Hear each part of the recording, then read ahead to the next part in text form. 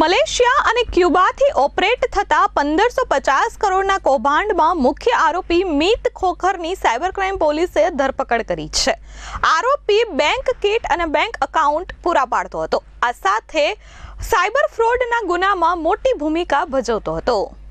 Malaysia અને ક્યુબાથી operate થતા 1550 કરોડ રૂપિયાના સાયબર ફ્રોડ આચરતી ગેંગને બેંક એકાઉન્ટ્સ એટલે કે બેંક કીટ પૂરી પાડતા મુખ્ય આરોપી મીત પ્રવીણ ખોખર પોલીસના હાથે ઝડપાયો છે।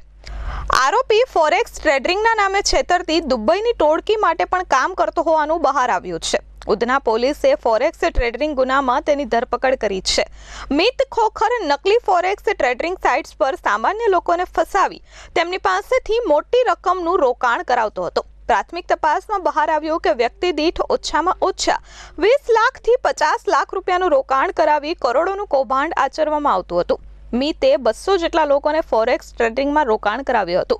દરેક વ્યક્તિ પાસેથી 20 લાખથી વધુનું રોકાણ કરાવ્યા હોવાનું બહાર આવ્યું હતું। જેલમાં બંધ મીતની ઉધના પોલીસે આ બીજા ગુનામાં ધરપકડ કરી હતી। મીતે સાયબર ફ્રોડના માસ્ટર માઇન્ડ કિરત જાદવાણી અને દિવ્યેશ ચક્રાણી માટે મીત ખોખર એક પ્યાદો હતો, પરંતુ આ પ્યાદાએ તેના આકાઓને પણ છોડ્યા નહોતા। મીતે ફોરેક્સ ટ્રેડિંગમાં ઊંચા નફાનું કહી કિરણ અને દિવ્યેશ પાસે $2 લાખ રોકાણ કરાવ્યું હતું। જો કે આ રોકાણમાં તેમને ભારે નુકસાન થયું હતું અને મીતે તેમને આશરે 1 કરોડ 70 લાખ રૂપિયાનું રોકાણ કરાવી અને પરત એક પણ રૂપિયો આપ્યો નહોતો। આ ઘટના એવી દર્શાવે છે કે મીત ખોખરનું ફોરેક્સ કૌભાંડનું નેટવર્ક કેટલું વ્યાપક હતું અને તેને તેના સાથીઓને પણ છેતરવામાં ખચકાતો ન હતો। આ ટોળકી ક્યુબાના નંબરનો ઉપયોગ કરી મલેશિયાથી નેટવર્ક ચલાવતા રિચપે નામની આઈડી ધરાવતા શખ્સ માટે કામ કરતી હતી।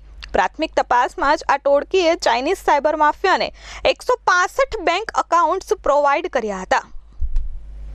Bureau report S24 news, Surat.